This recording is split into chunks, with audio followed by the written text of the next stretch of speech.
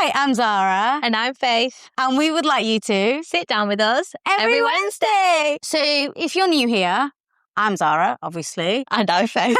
I don't know why I thought to redo the intro.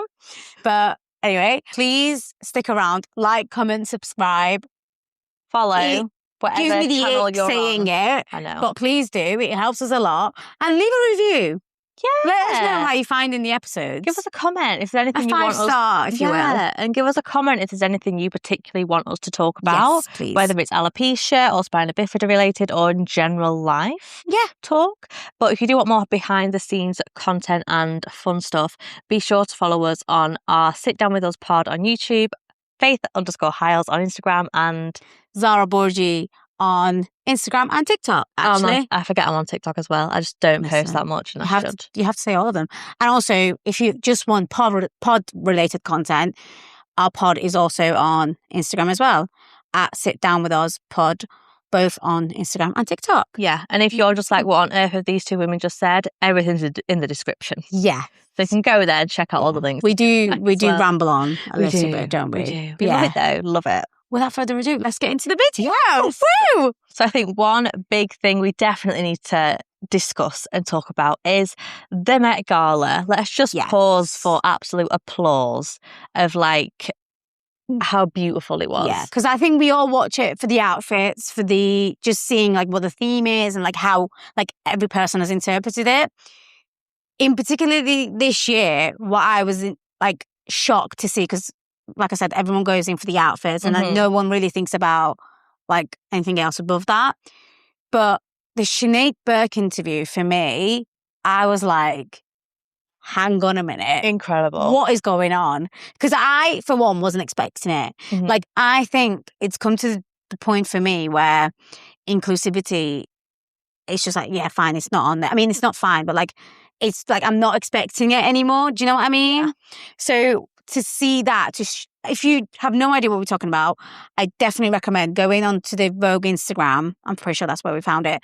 And watching this Sinead Burke interview where she talks about how there was like different stages of the Met that have been inclusive. That, for example, from the disabled designers to the mannequins to the actual layout of the Met being fully accessible for the first time in 2026. And I actually don't know how long the Met's been going on, but it's been going on for a long while. Yeah.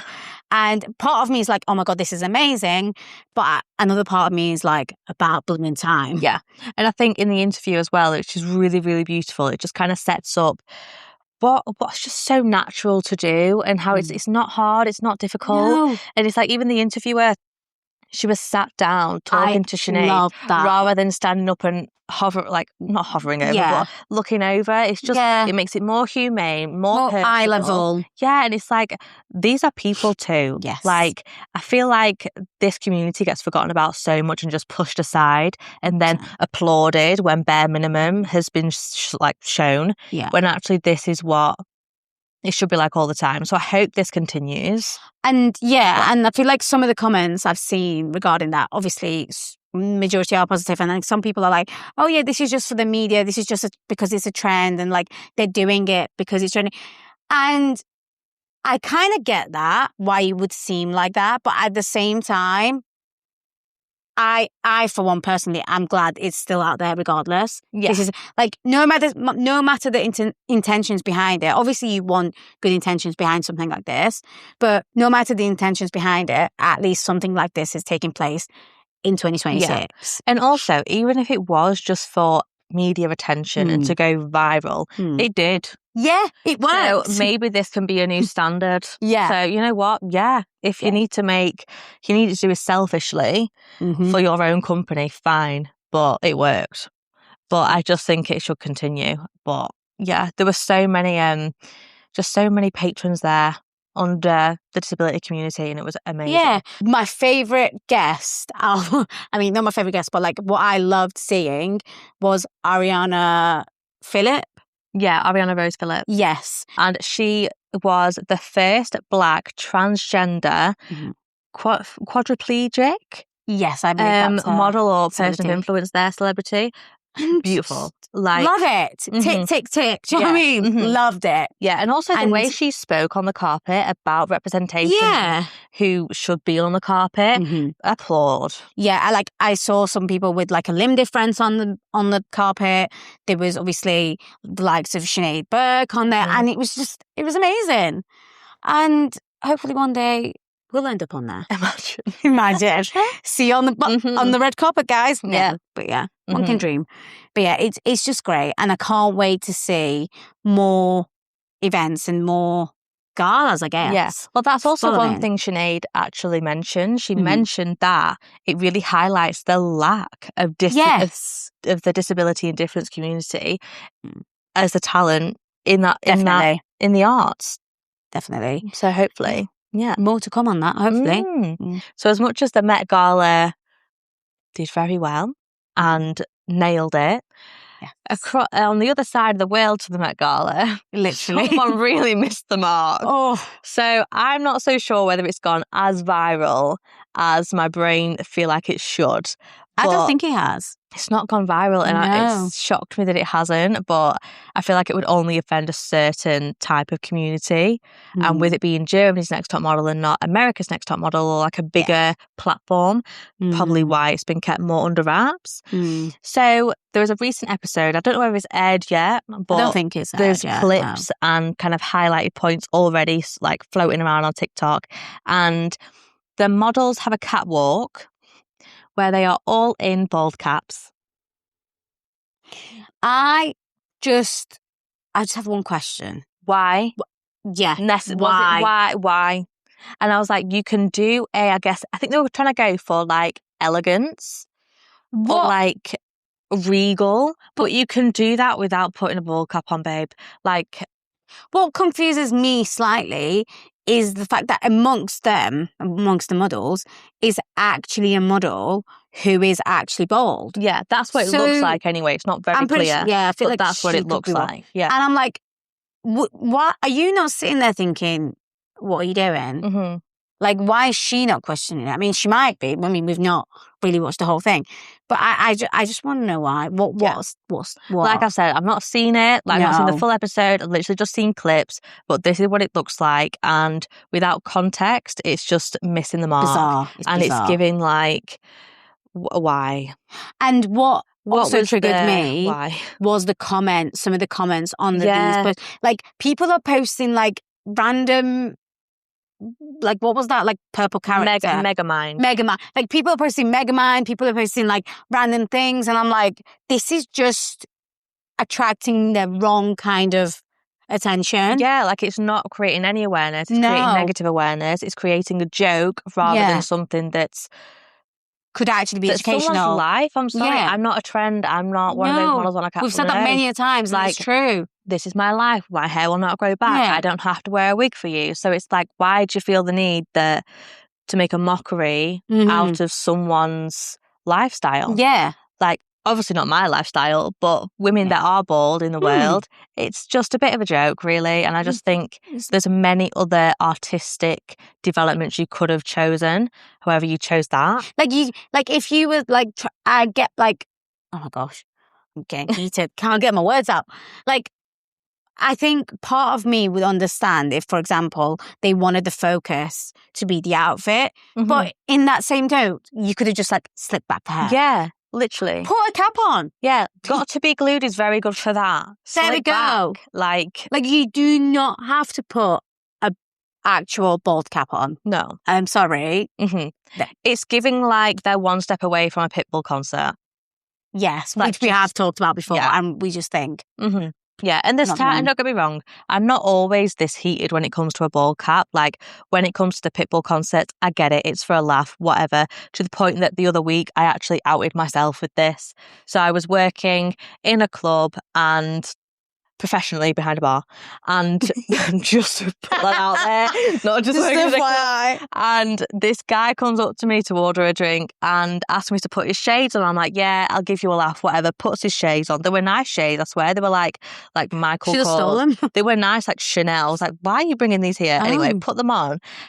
Him and his whole group of mates then shouted, Pitbull, because Fireball was playing But I'm just in the zone. I had no idea. Mind you, this is a bar, which means they are at least 18 to 21 plus. Yeah. Like, get a grip. In that case, I just laughed and then even apologised afterwards. And I was like, you know what? You just brush things off like I shouldn't need to, but just brush it off. It is what it is. But on the other side of it, I feel like when it comes to the media and them doing things like this, it's a whole different ballgame. It's when they put it out to say, like, this is okay. This is exactly. I mean, there's a reason why America's Next Top Model did a documentary on Tyra Banks and America's Next Top Model as a whole, because some things were not okay, to which Tyra's apologised for, many people have apologised for, showing that it is for TV and it is extreme, but it's also not okay. No. So it's like, why do you want to repeat this, Germany, or not? No. Like, and I think when we talk about wanting representation within the media, like we've said previously, and like within the world, this is not what we mean. No. This is not representation. Yeah. What you could have done is got a bald model on there. Yes. Yeah, such as Jenna Turner, who has alopecia, and she sometimes wears a wig, sometimes goes without the wig, but she also works as a bald model. Like, if you wanted to make a statement on how no hair can be beautiful, rather than chucking a bald cap on some models, get an actual bald model, someone who lives as a bald woman through all the struggles and anxieties and lifestyle changes that we go through, and actually have her as a representative on the show, rather than try and I'm sorry, but a bald cap is just a cop-out. Yeah. Cop-out version of doing it. I'm just like, did you lose budget? What's going on? Literally. Be more creative next time. Yeah. So that's where Met Gala hit. Top Model needs to try harder. But when the episode actually comes out, we might have more to say. But stay tuned. When I see the full episode, I might have more to say on why. But because I think on the comments, the judges were more looking at their walk. So maybe their hair was just not there, so they wouldn't distract them from their walk. But again, a slick back bun would have done that. Yeah. So.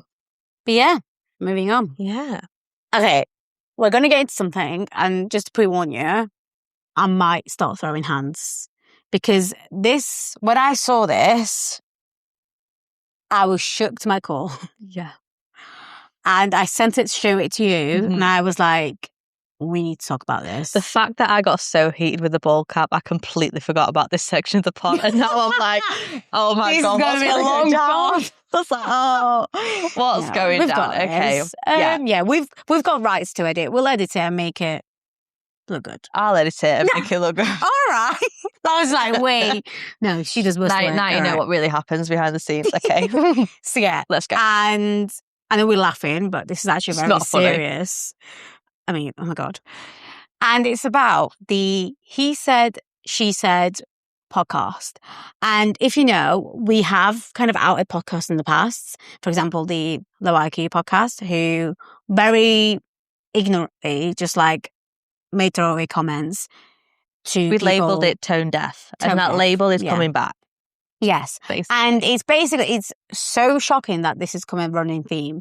And what annoys me is that in the previous podcast, they were young men, not within, I don't actually know how old they are, but I'm guessing in their 20s. And you can make the excuse of like, they don't really know what they're talking about. Yeah. They're just having a laugh at expense of others. And it was just a joke at expense of others. But again, they weren't really cued up on what they were talking about. Yes. Whereas in this podcast, the He Said, She Said podcast, hosted by Louise Thompson, which if you've watched Made in Chelsea, you know who she is, and her partner, Ryan. And basically, if you haven't watched it, in a nutshell, they discuss anything to do with parenthood, and she's supposedly an advocate for mothers, which after this episode, I'm finding very hard to believe. I actually didn't know that. Apparently, yeah. Like she's been to many like that makes it so much worse. Committees, and like things like that. That makes this so much worse. That's what I'm like, what are you doing? Anyway, I feel like we're like... That's the same as me being an alopecia advocate and then being horrible to people with alopecia areata. Like, that's just not... It's just bizarre is what it is. And basically, they were discussing some, what's the word? Statistics, being like 1 in 4 children do not know how to... go to the toilet when they start nursery, primary school, whatever. Yeah, and they can't eat by themselves. Yes, they couldn't feed themselves. What triggered me? Yeah, fair enough. Read statistics. What triggered me is them judging these statistics, and as well as that, laughing about these statistics. And I believe a phrase they used was lazy parenting. And I really want to talk about that because the SEND community, which if you don't know, it stands for the community of people with special needs, people with autism, and people who are within the spectrum. Yeah, I think it's special educational needs and disabilities and differences. Yes. I think that's the anagram, not anagram. You're asking anagram. the foreign girl. I don't know. Yeah. They have, very rightly so, been triggered by this. 100%. And it just really bugs me because it's like, first of all, yes, read the statistics, do all you can, but stop laughing. Don't laugh. Don't judge. Have some compassion. Genuinely. Like, not everyone is the same and can live in a lavish house with nannies and butlers and whatever and have lots of help. Like some people genuinely have like 3 or 4 jobs to keep life going. And it's hard. Like life is hard right now. Yeah. Not just for the average person, but just for anyone in general. Yeah. Like cost of living, everything's really difficult. So have some compassion, especially when you're talking about children. Like, my goodness. And when she was talking about the statistic, I don't think she made it clear that it wasn't included in the SEN community. Yes. However, that was not made obvious. No. And so when the laughing comes in, accountability is just like, where is it?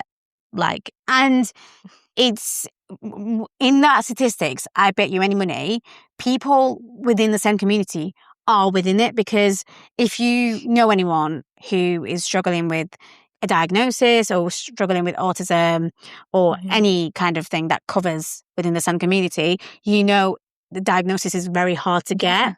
So chances are those 1 in 4, majority of them or some of them, are later on going to go and realise that they do fall into that category. Yeah. But also just a byproduct of everything. Years ago, when it was COVID, basically the COVID years. Do you know what? COVID was 7 years ago. Can you believe? Really? Wait, no. 6. 2022. 2020. 2020. Yeah. 6 years ago. 6 years ago. I'm a year behind. What's going on? But basically, after COVID, there also was a spike in this case where children were going back to school, and because it was such a different routine and different surroundings, environments, children, people that they were seeing every day, they weren't seeing the parents every single hour of the day. No. They were seeing teachers and other kids. So their eating habits and toilet habits also changed. One of my past teachers, her daughter was at school, went back to school, and she even mentioned that there were people in that class that were having to come in pull-ups. Yeah. Because they'd have to retrain them about going And again, to the that's toilet. not a laughing matter. There's no shame in that. It's not funny, because also it was in such a stressful era. Let's call it an era. It was COVID. And so, it was an era. Yeah, it's not funny. It's almost quite upsetting and also very devastating for some families, because it's like potty training can come very easy to some and not to others. It's not something to joke about. Genuinely. And for me, I thought, okay, hang on, like, she needs to make an apology about this. And I'm pretty sure the podcast went out on Monday and I didn't see her apology until Friday. So a bit of a time had passed. So this was last week for when you're seeing this now? Yes. And basically, to wrap up her apology in a nutshell, first of all, she said, we're sorry, because her and Ryan, but Ryan was nowhere to be seen. No. But he was very much seen taking the mic within the podcast. Anyway, forget about that. And I think, to be honest with you, her apology to me was giving, I'm sorry that you're offended, not that what I said was wrong. I feel like with online apologies now, there is no authenticity in them because so many people have done it. Yes. I'm going to say it. I'm sorry. We've seen it from James Charles. We've seen it from like so much of the makeup and modelling and everything, fashion community. We've seen it way too much. We've seen it from influencers. We've seen it from every corner. Scripted. Speck of the world. Scripted apologies. Seen it. Yeah. And so every time it's like, I'm going to make a video apology. I can't. But no, it doesn't seem sincere. It doesn't seem authentic. If you want to make an apology, why don't you start by actively going to your mothering communities and actually being an asset and not, literally talking bad about other mothers, or actually going to charities and helping. Raising money. Raising awareness. Yeah. Like, it's not that... If we don't need to hear a, I am sorry, because no one's going to believe you, babe. Yeah. So you need to do a little bit more than a video where you kind of do the woe is me thing within the apology. And one part of the apology for me that really kind of annoyed me was the fact that she said, I've got a hidden disability. So if you don't know, she's off the back of her giving birth to her son, she kind of somehow ended up with a stoma bag, which I feel like is kind of common after certain births, because I know another lady who's also got that anyway. And she said, so I've got a hidden disability. I understand what kind of courage it takes to kind of like speak up and like be heard and blah, blah, blah. Yet one, she did the exact same thing to the same community. But also, I feel like the way she mentioned the fact that she's got a hidden disability was kind of also like, again, bear with me with this analogy, but to me, it was kind of giving, I'm a person of colour, so I can't be racist. Do you know what can I say that? I know what you mean. Yeah. But like... Hold my hand up. Can I say it? No, because it was like kind of like using that as like I understand, but I'm sorry. It was almost using that as an excuse to say it was okay. Yeah. And like, I'm sorry. Yes, you have a stoma bag. You might understand what people with a stoma bag go through, but you cannot claim, just because of you've got a stoma bag, you cannot claim you have an ounce of idea what the SEN community are dealing with. No, first, because not even the SEN community know what each other's dealing with. It is so down to the person themselves. Yeah. Like, even with me, like with anyone with spina bifida, I have no idea how another person with a spina bifida lives. Case in point, one of my best friends back in like my childhood, she also had spina bifida. She's walking, talking, walking, running even.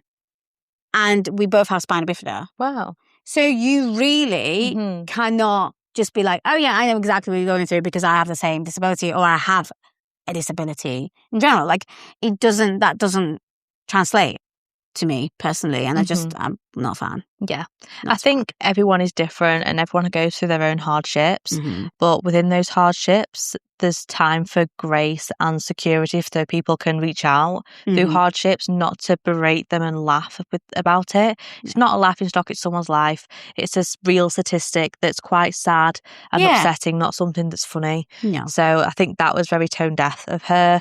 And obviously she knows it was a mistake with the apology video going out. But again, I think if you actually want to make a difference and learn from it, if it was me, I would reach out to charities, make some awareness. I actually had no idea she was this like advocate for mothers. She is, yeah. Like, that baffles me. Like, why are you then laughing at mothers? Literally, like that. I'm sorry, but your next child could be someone who's within the SEN community. Yeah. Like, it... mind blowing. But yeah, and this isn't us. I hope this is not coming across as like we're trying to bully this woman.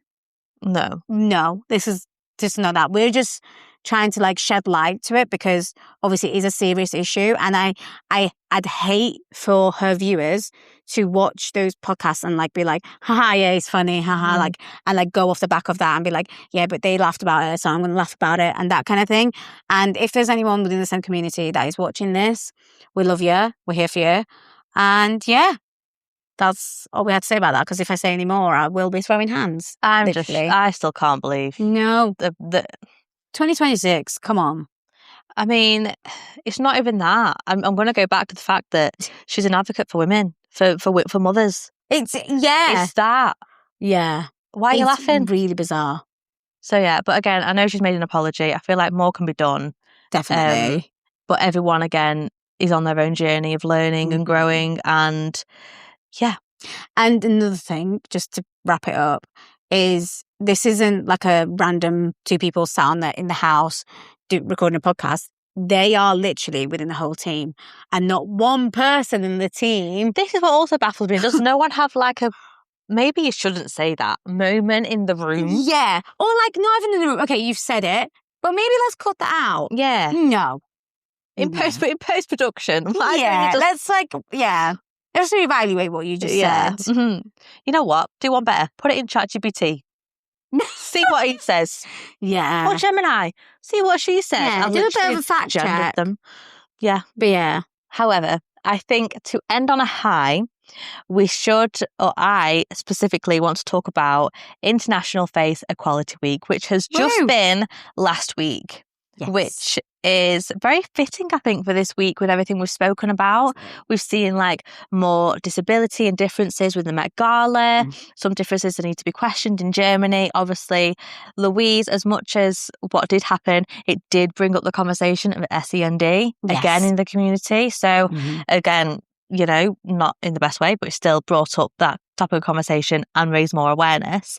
And Face Equality, if you want to follow them on Instagram, TikTok, online, they are basically a campaign to show that facial differences should be represented, there should be more education, and there should be more influence and awareness of people with facial differences and differences from burns, birthmarks, the way you're born, or just throughout life changes. And yeah, I think it's a very beautiful campaign, and they've just done a Seen and Served campaign throughout the week promoting basically hospitality. And because I think the statistic is something of 18% of adults or people with a visible facial difference don't go out to nightclubs or restaurants or out in social settings because of anxieties with shame comments. And I mean, such a shame. I mean, I get comments all the time. Like if you do follow me on Instagram, I posted a video the other day, someone literally shouted baldy at me on my run. Like, it happens. Honestly. But I've got that backbone now where I can deal with it. But that has been a growth and a journey. Like 12-year-old Faith would have cried in a hole. Like it's just, so I think the face equality movement and campaign has been been into the right direction. And I think that's been all over my feed recently, just hearing different stories and a community come together. And I think they're also creating a training for work on how to be more inclusive and representative within this community as well. Love that. Yeah. And I think also to continue from this, what the Face Equality also provide and really poke at is what terminology to use, what is right or wrong in a situation to say or approach, or how to ask a question. Because we're all living and learning. Like, not everyone has to be clued up in absolutely everything. And I think they also preface as well how to support someone and how to show compassion as well, which is again, it's so beautiful and it's so new. And I think two big role models in this scene and patrons is Adam Pearson and Nikki Lilly.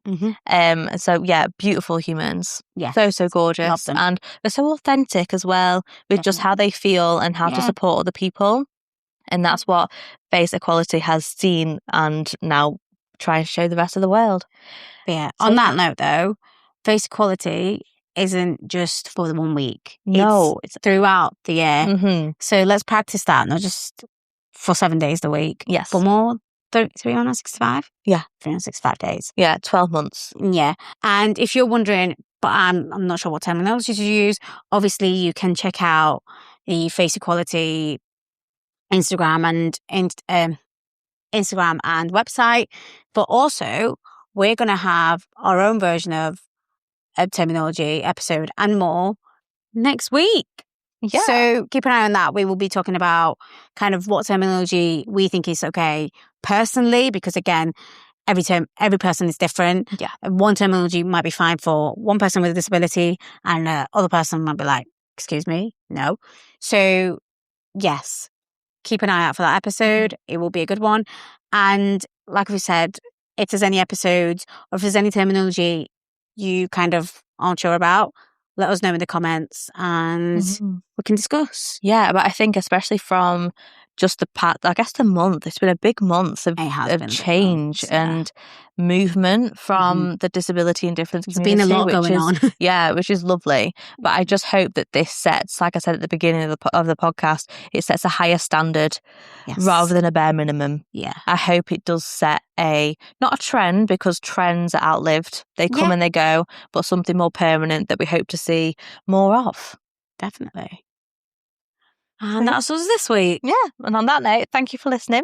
Thank you. And if you're watching, thank you for watching. Don't forget to like, subscribe, and all the jazz that we mentioned at the beginning. You're right. Click all the buttons. But yes, unless it's the unfollow button. Don't do that.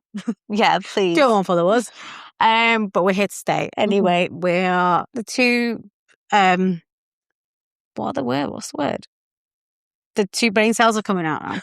That's what I was going to say. I couldn't even make that, which is just iconic to what I was about to say. I couldn't even finish that sentence. Anyway, we got to go.